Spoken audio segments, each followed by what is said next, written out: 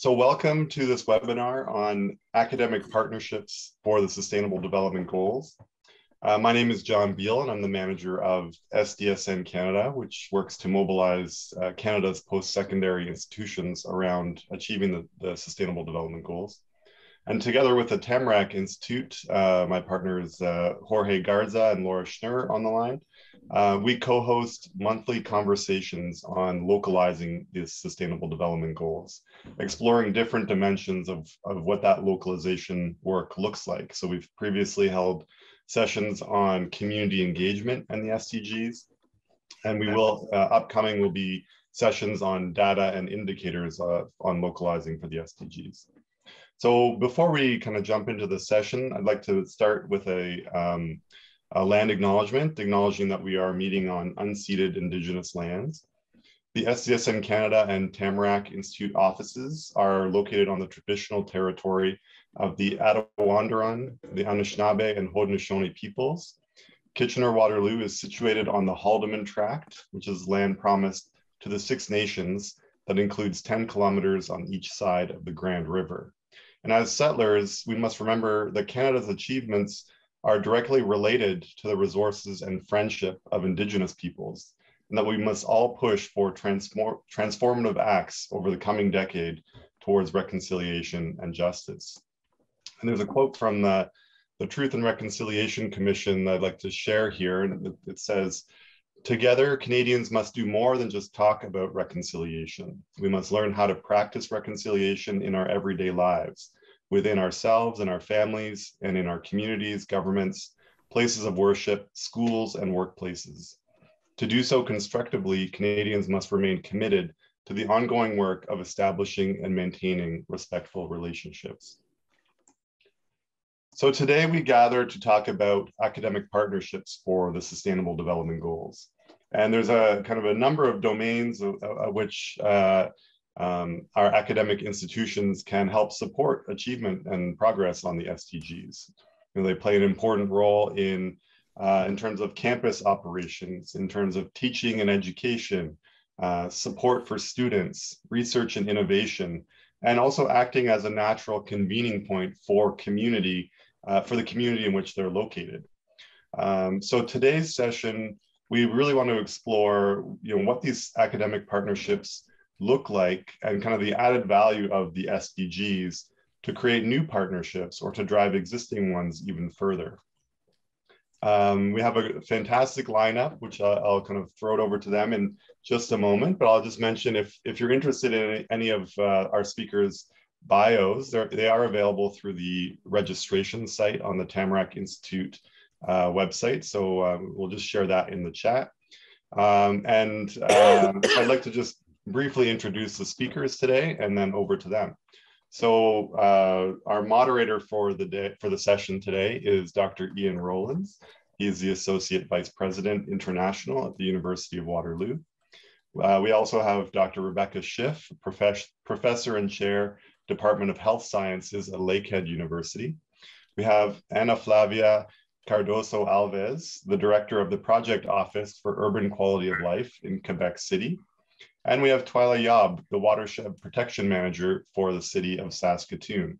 So a really exciting mix of municipal and academic representatives today to kind of talk about how we can advance the SDGs through deeper partnerships. So with that, I will pass it over to Ian. Wonderful, John. Thank you very much. And to everyone out there, good morning, good afternoon, good evening, wherever you are. And I'm delighted that you're joining us for this session on academic partnerships for the Sustainable Development Goals. Like John, I'm delighted by the panel that the organizers have put together today, and reading their biographies and begin to get to know them.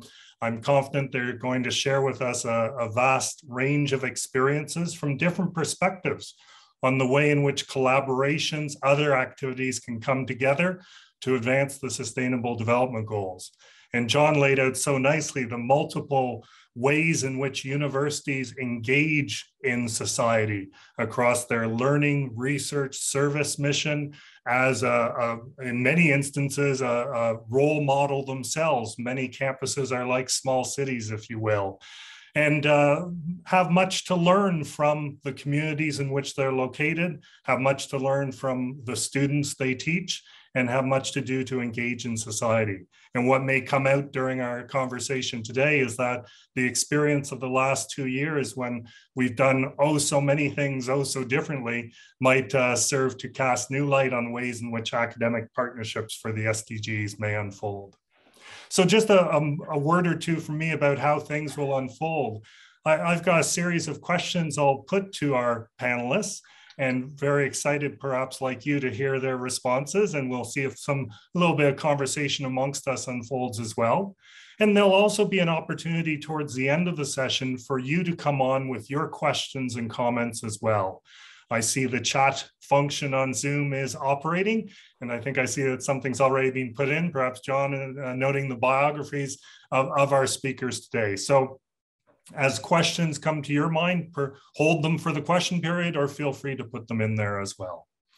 So without further ado, I'm delighted that Rebecca, Anna, and Twyla are here with me today. And again, I'll point, like John did, to their biographies on the Tamarack site. And I'll just express my appreciation to the Tamarack Institute and SDSN Canada for inviting me to help facilitate this session. But onto a question about academic partnerships for the SDGs. And the first question, and Rebecca, I'd love to start with you if that's okay. I'd love it if you could share with us some of your experience with academic partnerships for the SDGs, and tell us about one or more activities, projects, or whatever you've done, and the kinds of impacts that have resulted as well. Rebecca, the floor is yours. Thanks, Ian. And so as an academic who is very focused on community engagement and partnerships and working with a lot of diverse groups and organizations, I think most of the work that I do is somehow related to partnerships for the SDGs and academic partnerships for the SDGs. So I would say my work, a lot of my work focuses on SDGs 1, 2, 3, 16, 17, but it sort of broadly overlaps with many of the other SDGs as well. There are a lot of interlinkages between all of the SDGs. So the one initiative that I want to highlight in particular, and something that I'm working on right now and that I'm particularly excited about, and I think is an interesting example of academic partnerships around the SDGs, is our work on a voluntary local review. So we're just getting towards the completion of doing our first voluntary local review for the city of Thunder Bay. So I'm based in Thunder Bay at Lakehead University campus in Thunder Bay. So that project emerged out of already existing partnerships that I had with organizations in the community, with government organizations. And so what had transpired was that, I was in the course of doing other work and other projects, research projects with community organizations. The conversation about the SDGs had come up at one point, and I'd come across this idea of doing voluntary local reviews at the time. This was a few years ago, just before COVID. Voluntary local reviews were just starting to gain traction. People were doing these voluntary local reviews around the SDGs. And people are really excited. I talked to one person, a community partner who does a lot of anti-poverty work. So they run the poverty reduction strategy for the city of Thunder Bay and oversee that. And they said, oh, I was just talking with a colleague the other day who also works in the city of Thunder Bay in a different department. And we were talking about the SDGs and how they were incorporating the SDGs into a report that they were working on. And there was just this incredible sort of synergy that built up. So we started making connections with other organizations in the city. So government organizations, but also nonprofit organizations as well, who are really interested in voluntary local reviews and understanding how Thunder Bay was doing in terms of its progress on the SDGs, and trying to implement some sort of monitoring measurement to track our progress in that way. So I also knew some other academics at the university who were interested in the SDGs, and so we got together and started meeting regularly as a group. We applied collectively for some funding to support our work, so we got a small amount of funding.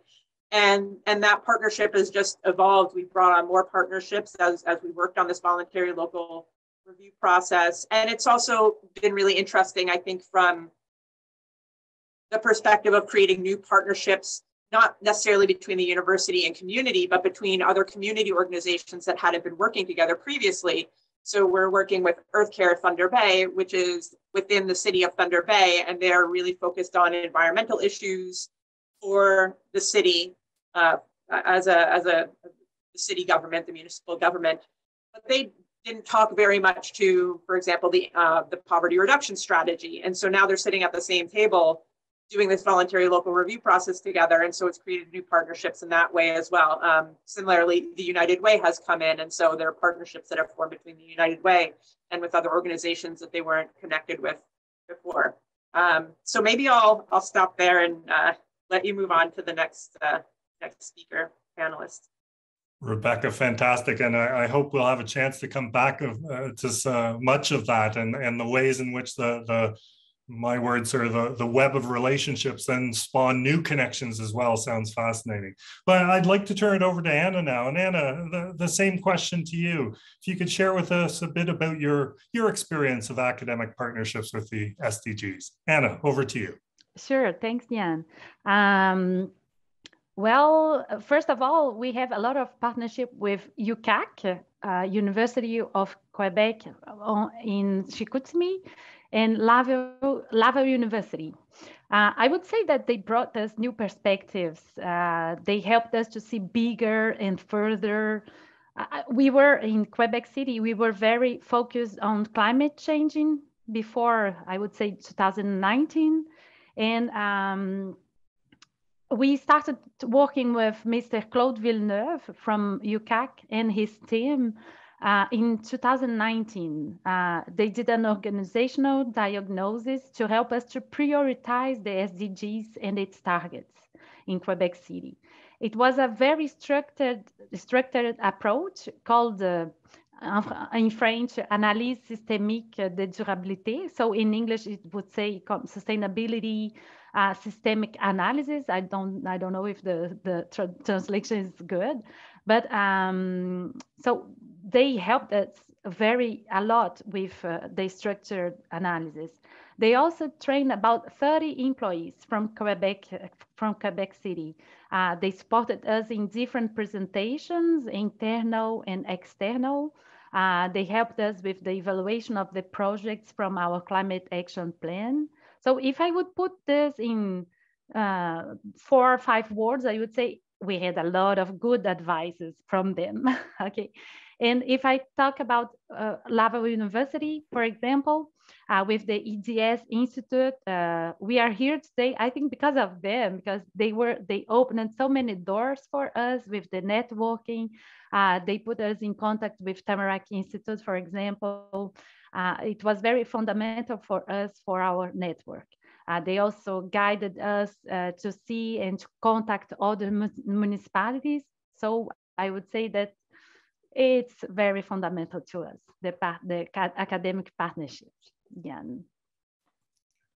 Great, Anna. Thank you very much for that, and wonderful to hear in the different perspective you come in the way in which there is the partnership, and of course the different part of Canada as well, but interesting similarities and parallels I'm sensing there. And we'll now go out west, and I'll turn it over to Twyla and put the same question to you, Twyla, and asking about some of your experience with academic partnerships for the SDGs. Floor is yours. Thanks, Ian. Appreciate that.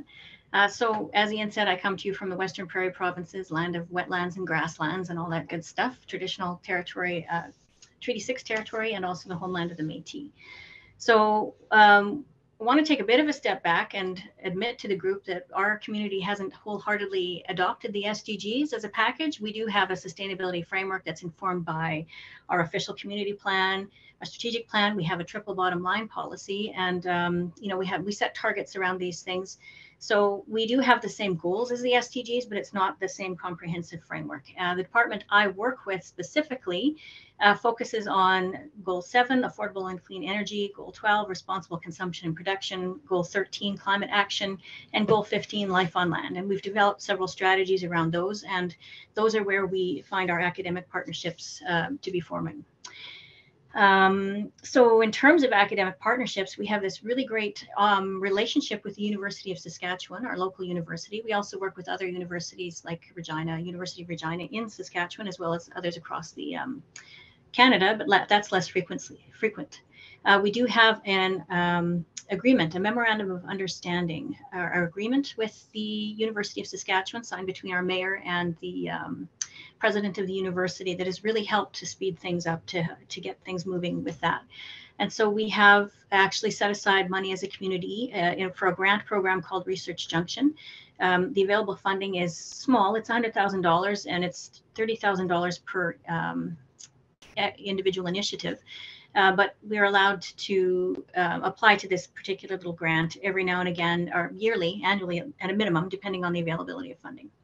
And examples of projects that have come through there is like a heat pump feasibility study, promising practices in food reclamation to inform our waste diversion strategy, those sorts of things. Also linked to this memorandum is our sustainability task team, where we kind of have a relationship with the university and a steering committee to sort of keep track of all the different things that are going on and feed that up into a reporting structure to make sure everyone's aware of what's happening and what's going on across the city. So that is really interesting. Another piece of that is also something, working with youth at the university level as well. So the city contributes a bit back by participating in an annual event, which is called the EcoHack. So we bring in problem statements that are related to our work. And, basically the U of S brings their students and other people in, and they use this collaborative problem solving solution called rapid iteration design to generate viable solutions to the problem. And then they write a little paper on that and submit that back to the city. So it's got some great ideas for us to think about as we move forward. So that's something that's very, very useful. Close to my heart, there's a stormwater collaboration group that our storm utility folks have set up. And it's focused on conducting water quality and toxicology research and so forth in partnership with the University of Saskatchewan researchers. One of my favorite things that's happened with that is there's been outfall water testing where we found vulcanizers in the water. And the researcher has been able to go on and get a grant from Environment Canada to study the effects of this vulcanizer on Canadian freshwater species. That, of course, might have impacts on toxicology limits across Canada. So that's fascinating sort of thing.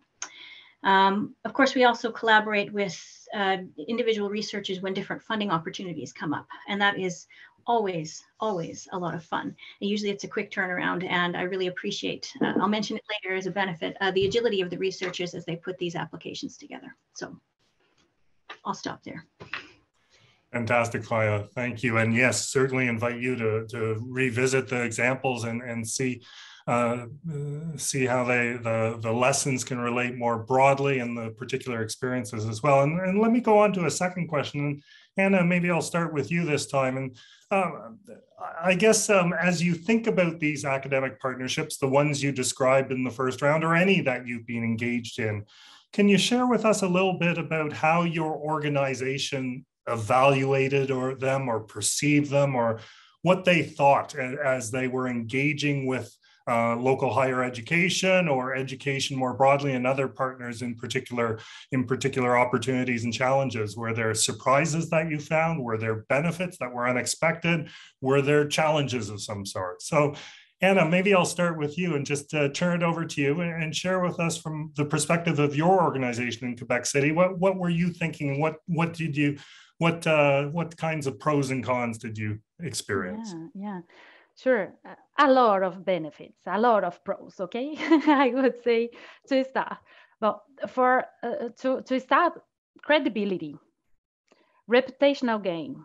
So when we say that it's science-based, it's difficult to go with another argument. I would say that it helped us a lot to better choose our projects and to better spend our time even. It helped us with the change management, because when we know that it's proven with the science, okay, we will start. It's no other option. It also helped us with talent attraction. So I was making a joke before we started our webinar. Last summer, which when I thought about this, it's a long, long, long time ago. But last summer, we were looking for an intern and to help us with the strategy, the SD strategy from Quebec City, and also the climate action plan from the city. We received almost 50 curriculums from Laval University, and the students were amazing, very well qualified, so well qualified that we had just one spot, but we decided to go with two because they were very, very good. So I would say that many other benefits though, so I will just stop with the 4 of them. Challenges, we also have some challenges, but I would say that the main one for us, for Quebec City, is to find the balance between research, theoretical research, and practice. Because we have we know where we want to go. We listen to our citizens, so it's very practical. And then when we talk to, sometimes when we talk to academic, to the academic business, okay, they start to think about new researches that can be done to respond to that. No, we want it now, not for 2 years from now, though. So it's our main challenge, the balance between the theoretical research and the practice. Wonderful, Anna. Thank you for that. And gosh, the suite of benefits is really impressive and impactful. And then I'm smiling at the end as your comment about the differences in time scale, those who maybe work in municipalities vis-a-vis those who work in universities. And the other two have those two perspectives. So maybe Twyla, maybe I'll turn to you first of all, another municipality perspective. And as you reflect on your academic partnerships from your organization's perspective, again, pros, cons, advantages, disadvantages. Twyla, floor is yours. Thanks, Ian. I mentioned agility already. I kind of gave everybody a heads up to what I'd be speaking to. But as you said, municipalities work on a slower time scale. Getting a report through your council or approval for a particular funding application can be quite challenging. So the agility is really, really appreciated. That's a benefit that's amazing, as well as being able to partner with other external agencies more quickly than what municipalities can tend to do. Increased access to applied innovation, access to better data for science-based decision-making, that is invaluable. Municipalities don't tend to have, or here in the prairies anyway, we don't tend to have large R&D budgets, so it's very, very valuable to have access to the researchers at the university. Talent retention for sure. We've had several interns from the Engineering College and the School of Johnson Shoyama School of Public Policy who've had careers at the city now and have added greatly to the work that we've been doing. And then of course, just on the university side, I'm hoping that a benefit from them is that we're a living laboratory. You know, that's what we can provide to them, because there's got to be benefits on both sides of the equation. Moving on to challenges, one of the challenges we had getting things started up at the first was a bit of reticence on the part of internal working groups, because their focus rightfully is on providing the level of service that they've agreed to provide to the public. And the public is a hard taskmaster. They don't like to pay extra for things that they don't see as frivolous. So future thinking, developing that capacity within the organizational group has been definitely a benefit, but also a challenge. And also sensitivity to having data that is publicly accessible. Because if you find something out, then you have to do something about it, right? So there was a certain amount of caution there. Relation to the providing funding to these initiatives can be challenging for a municipality, at least in Saskatchewan, because we work on multi-year budget cycles and often we can't get approval as quickly as we would need to for a certain initiative. We can sometimes provide in-kind support, but that's again kind of off the side of the desk. So that is a challenge for moving forward with these partnerships. And also, interestingly enough, this fits into the surprise category, finding out that there's potentials for conflict in some of the outcomes. Like if you have the different operating groups going to the university and working with the same data set, but analyzing it differently and coming up with slightly different messages, and those messages get reported up, that can be a big problem for municipalities because it doesn't look like we're doing our due diligence and what we're taking to the public. So that was one of the surprising things that I found out. That's great, Twyla. Thank you very much for that. And Rebecca, I'll pass it over to you now. A university perspective, as we've heard a couple of municipality perspectives. What about from where you're sitting, particular benefits, challenges, surprises, opportunities that you've experienced or colleagues have experienced? Rebecca. Sure. And thanks, Ian. I'll speak from my own particular perspective and the work that I do. So it might not represent the views of all academics, but certainly one academic viewpoint.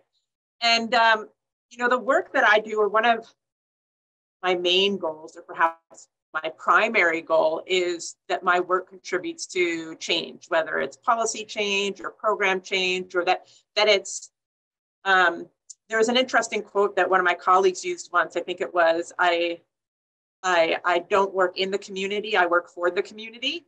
So I have very much that perspective on this work. So anytime I get to have a partnership with government or with a nonprofit organization or in the private sector to do something that's going to support their work and make them able to advance in their goals and what they'd like to see happen, that's a benefit for me. Another benefit is just opportunities for students. I think someone mentioned earlier, Anna Flavia mentioned about the great students and having that opportunity to bring in great students and make those connections. And so I think that's a benefit that we see on both sides. So when organizations get a chance to have access to or hire or use students for placements, that really benefits their organization and the work that they're doing. It's also a benefit from the academic side because we like for our students to get really great training opportunities. And so that's one of the great things about campus community engagement.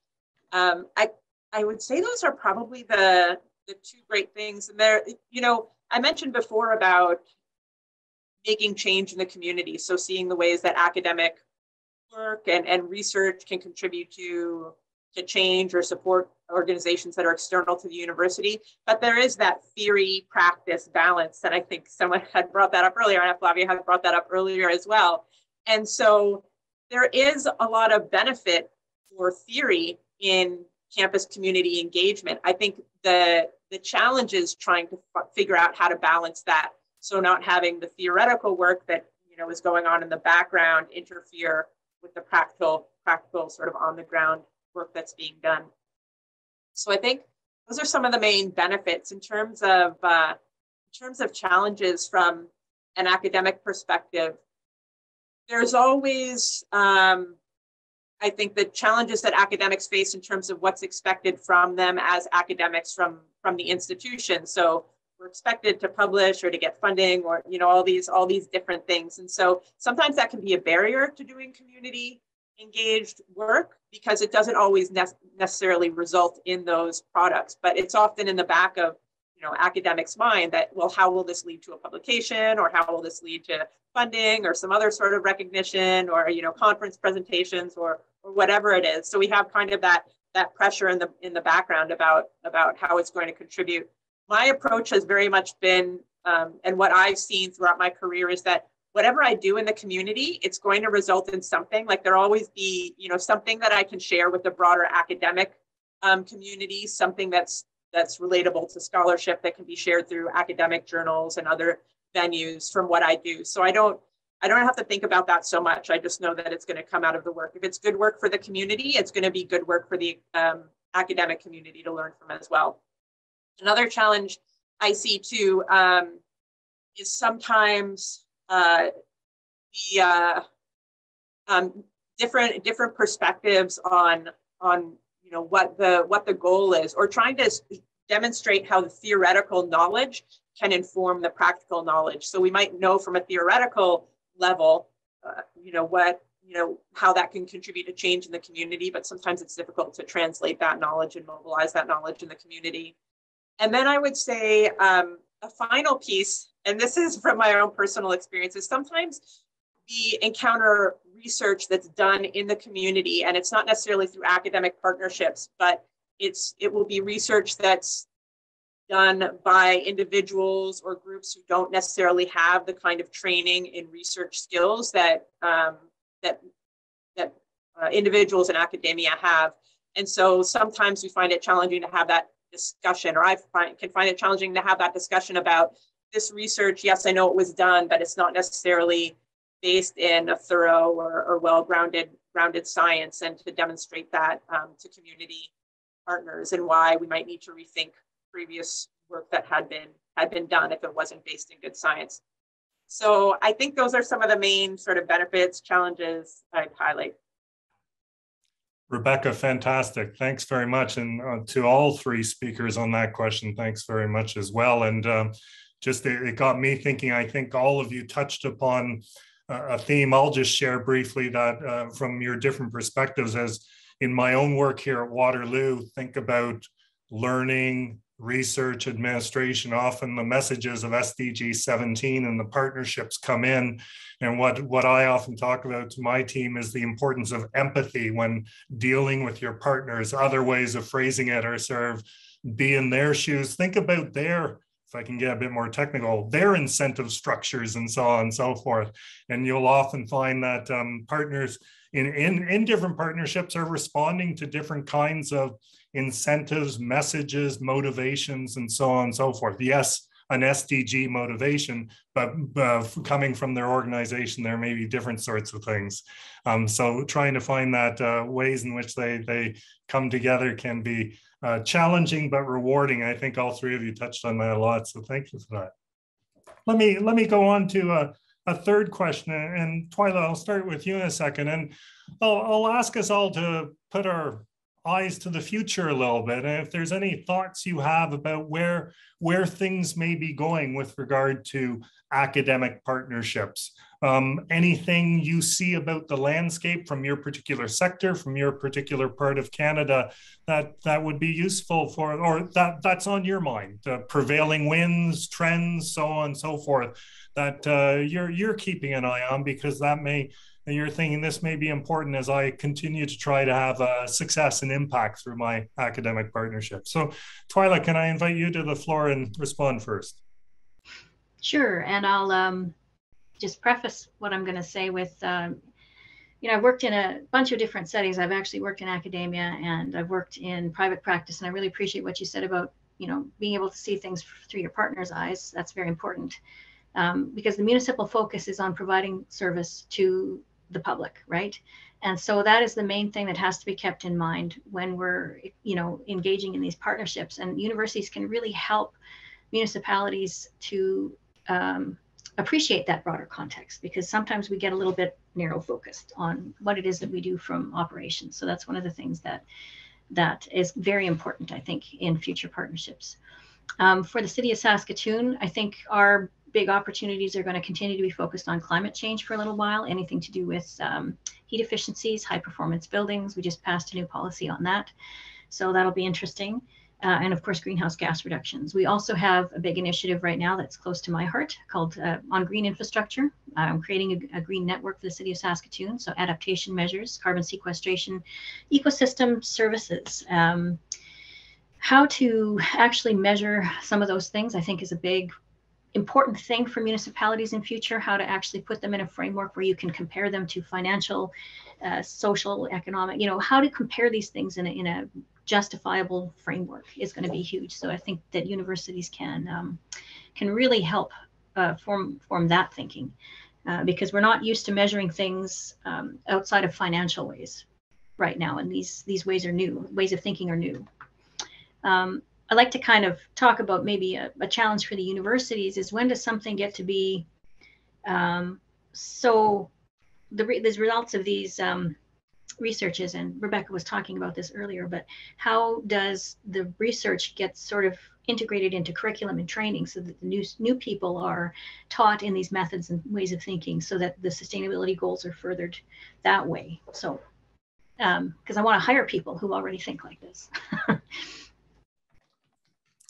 Fantastic. Thank you very much for that, Twyla. And I find the ordering, we're going west to east across the country. So Rebecca, I think I'll come to you next. And sort of thoughts you have about trends or future or things you have your eyes on in academic partnerships. Okay, I'm going to go directly to SDG 17 about partnership for the goals. I think one of the biggest challenges we have facing working with the SDGs or working towards the SDGs is crossing some of the boundaries. And I think there are artificial boundaries that currently exist between some of the goals. So life on land and connecting that to no poverty and zero hunger and connecting that to life underwater. I mean, for some of us who are very much involved in sustainability work and sustainability research, we see those connections naturally, but I think that there are a lot of people who don't yet see the way that we're connected across different goals. I don't think there's any sector particularly that's better positioned, in the future to work on the SDGs or better positioned for academic partnerships in the SDGs. I think every sector can partner with universities and make academic partnerships to do work maybe on individual SDGs or groups of SDGs. I think where the real challenge lies, or where we can really look to in the future, is how do we bring together sectors that haven't traditionally worked together to see the ways that they're connected and connect their work for more sort of comprehensive, integrated action on the SDGs. So that's sort of my big overall goal, and that's where I'd really like to go with the partnership we're doing around the voluntary local review. As I mentioned at the beginning, is bringing together these sectors and partnerships that didn't previously exist before to see the ways that different SDGs are connected. We haven't previously seen that. Another area that I think is important, and we've been talking a lot, and sometimes people point to Thunder Bay and say, "Oh, look where Thunder Bay is," and partnerships in terms of reconciliation and decolonization. But I think it's not just about Thunder Bay or being located in the north. This is applicable everywhere across Canada and globally, is partnerships with Indigenous communities around the SDGs and looking at the ways that truth and reconciliation and decolonization can be integrated with every single one of the SDGs. They don't really come across in the global framework in terms of the targets and indicators that the UN has developed around the SDGs. So I think that's another important area to look to in the future. Rebecca, that's great. Thank you very much. And I'll pass it over to Anna now. And Anna, same question to you, just as you look to the future or trends you've got your eyes on, anything you'd like to share, and the floor is yours. Yeah, a lot of things that Rebecca just said, it wasn't my mind with different words, of course. But I would say that, first of all, I would think about everything that it's not in the municipality instance. For example, health, okay? I would also say economy, product life cycle, tourism, everything, all the subjects are in our future, different futures. So 1 year, 2 years, but also 10 years. In our specific case, everything that could help us to measure the impacts from our projects in our citizens' lives. So indicators, KPIs, everything that would help us to be comparable. So as Rebecca said, and even Twyla said, not only focus on our municipality, but help us to see abroad. Ian, I would say that these are the main points with Quebec City and everything that the two others have said. But in the point of view of Quebec City, I would say that. Fantastic, Anna. Thank you for that. And I found I was scribbling a lot. As I look to the side, I have paper here and scribbling on it. And two words I've written, and hearing the great comments. One is in my mind, accountability might be more important going further. And as I think across a a range of areas, that may be a theme that's more important: accountability to stakeholders, accountability to governing bodies, whatever the case may be.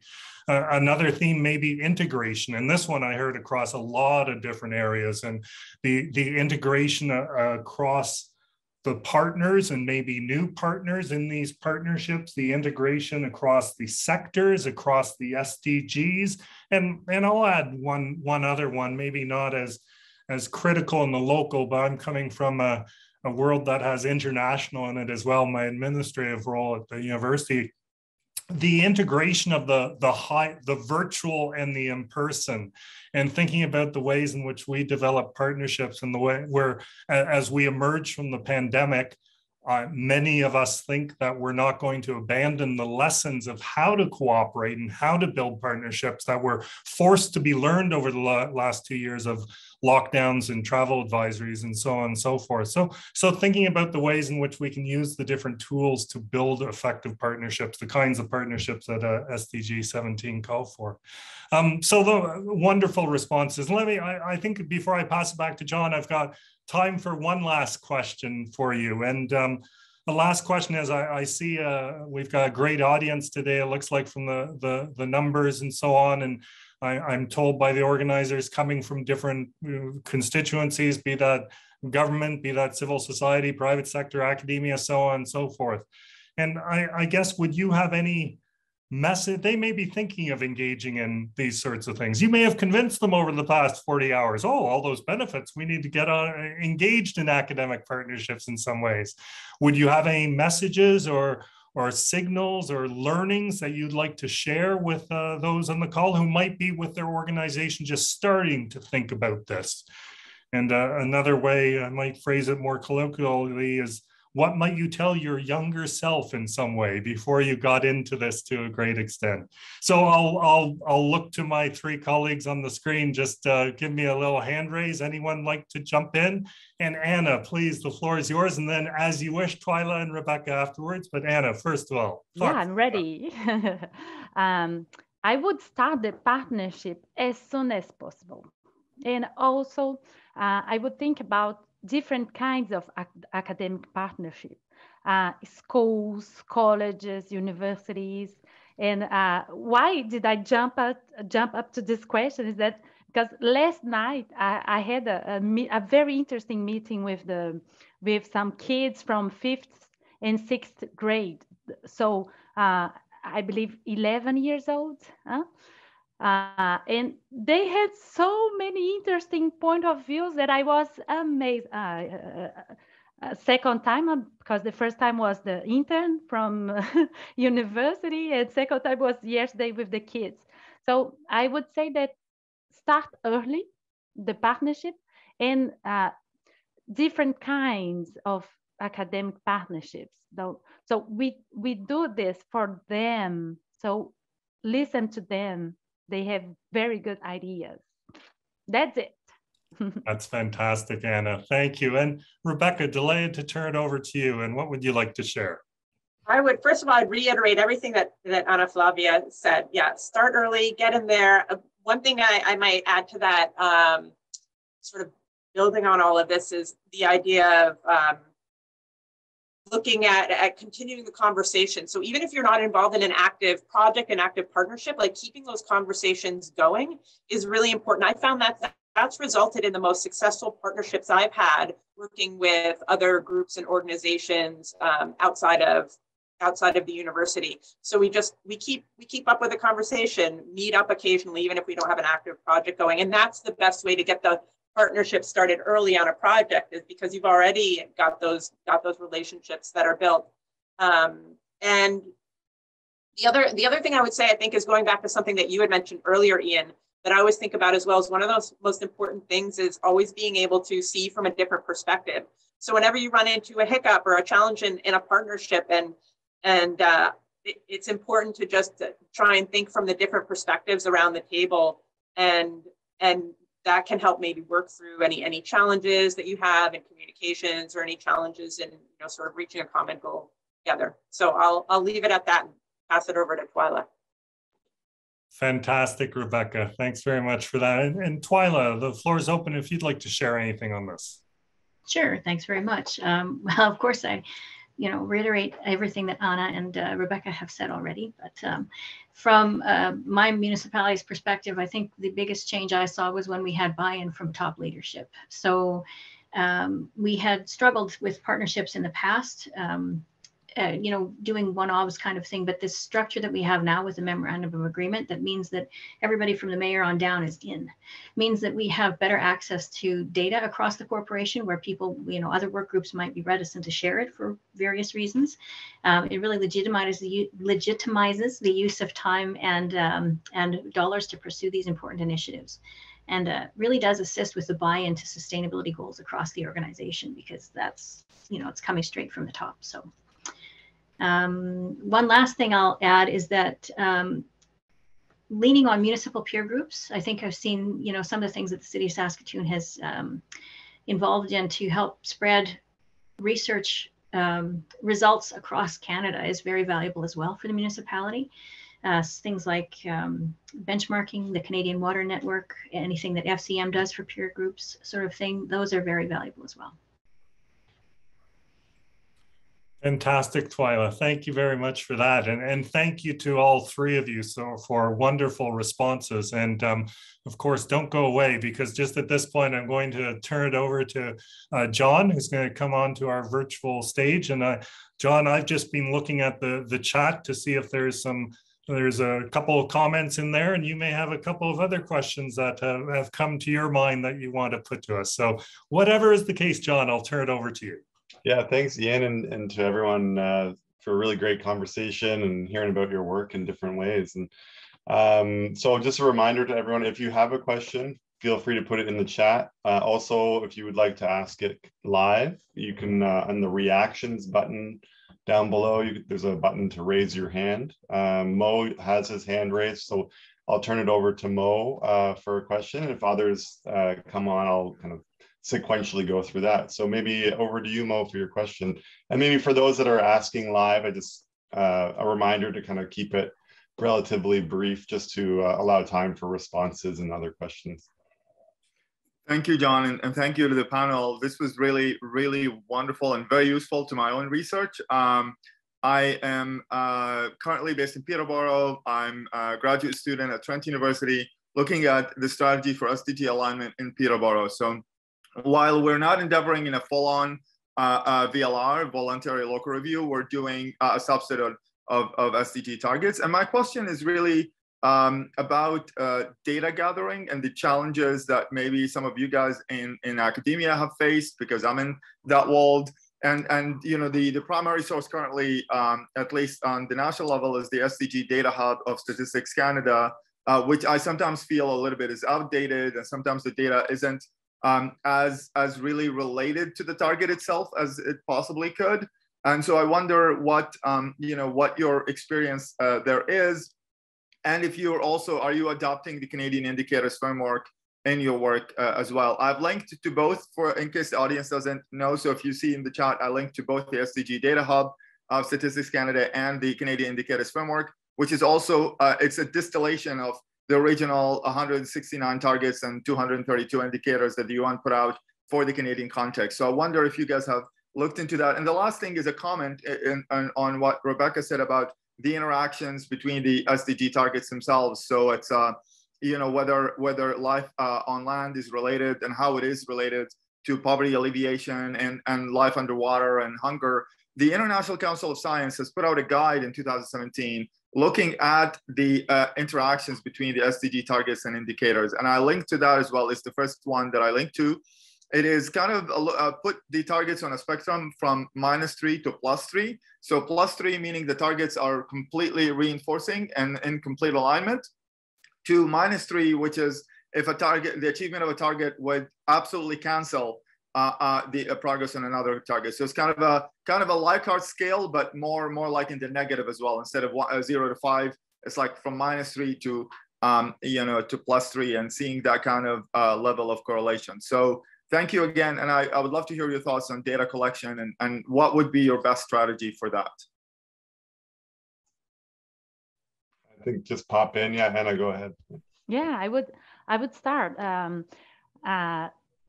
This is a challenge that maybe we didn't talk about, but I would say that as in Quebec City, we want to link our projects to the impact that we have in the citizens' life. We started doing an ecosystem. So very in 4 levels, we are able to understand the impacts from our projects to the major KPIs that we are looking for. So in this ecosystem, we also, we are surveying, I could say, that the 17 ODDs and its targets. But when we are starting to data gather, to the specific, I would say, dimensions to get the information, that's our challenge, because there's a lot of information that are not available. And yeah, it is available, but it's not exactly what we wanted. So if we see many other data when for example you told us let's see in Statistics Canada, yes, but that sometimes it doesn't respond specific to the our need. So I would say that it's a big challenge, but we try to find other data that could respond to the same need. I can jump in. Yeah. Yeah, I have some thoughts on this one too. It's a great question, and something that we struggled with a lot. I mean, we're certainly focused on localizing the SDGs in our VLR process, and so making sure that our VLR was focused around local priorities and local goals. And there was certainly a tension between the UN framework and what data it suggests we should be collecting, and what data was available or relevant at the local level. One of the approaches that we took, or that was really important, was that we didn't want to duplicate efforts that already existed at the local level. So we based a lot of our VLR on existing reports in the community. So all these organizations like Earth Care Thunder Bay, the Poverty Reduction Strategy, the Community Safety Wellbeing Plan, there's all, and we have an organization called EcoSuperior that puts out a number of reports. There are lots of reports that have data that's relevant to the SDGs at a local level that kind of told us that these are the priorities, or this is what's important when we're talking about, this SDG in the Thunder Bay region. So for a lot of data, we went to local reports and determined that this is what we need to report on. And it might not be the same as what's being suggested on an international level, but it's what's important within our community. At the same time, we didn't want to completely disregard the UN framework. So we were looking for data. Sometimes it was outside of those reports that we could use at a local level. And that was really difficult. And I would say the most difficult place to try and get data from was Statistics Canada. And especially because Thunder Bay does not have a research data center, and we're in the middle of a pandemic. So it was really difficult to think about trying to send a research assistant to a research data center. And Winnipeg and Sudbury are the closest research data centers. So anyway, there's a lot of difficulty with working with the Statistics Canada data and trying to get that data that was relevant at the level, the geographic level we're looking at. Thank you. I might, unless Twyla, you wanted to jump in, or Ian, but I might move on to the next question to try and squeeze it in. Yeah, okay. And just kind of a note on the data side, I think it's a great question. It's a big issue. I think there's lots of work going into it now to try and figure out how best to approach it. The city of Los Angeles has a great data portal and guide kind of methodology about how do you localize these international goals to our community priorities, and how do you make those links. And I think what you were talking about, Rebecca, in terms of building it off of what's already existing, I think is a really important approach there. Just a last question, maybe we'll keep the answers relatively short, but this one comes from Chloe in the chat, and talking about, with so much collaboration relying on personal or interpersonal skills, what can we do to foster kind of more structural or institutional collaboration relationships and not kind of burn out those people that might have that, you know, the ability to create those partnerships? You know, how do, and it talks, Twyla and Anna and Rebecca, you were all talking about kind of formal and informal relationships that you have in terms of academic partnerships. Do you have any thoughts on how do we kind of bring together in more structured ways, you know, these relationships? And do we maybe, do we need to all the time? You know, is it important not to have it be so structured as well? Rebecca, I see you're off of mute, so why don't you go ahead? Sure, and I'll try not to take up too much time. But one of the initiatives that I wanted to highlight that I'm involved with that I think might be interesting to others as well is the Lakehead University has a Sustainability Stewardship Council that's sort of guiding Lakehead's efforts to work towards sustainability and the Sustainable Development Goals. And there are 4 sort of subcommittees of the Sustainability Stewardship Council, and one of them is the Engagement Subcommittee. And that committee is really focused on looking at campus community engagement and how to better support engagement between the university and the community around various goals. So it's not just about research, but it's about education, it's about operations, so ensuring the operations of the campus and the university itself are sustainable.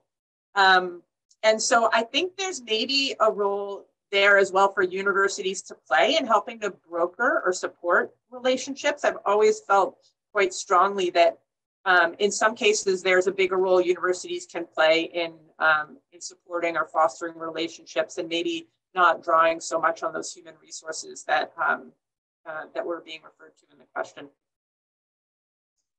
Thanks. And anyone else? Yeah, Ian, go ahead.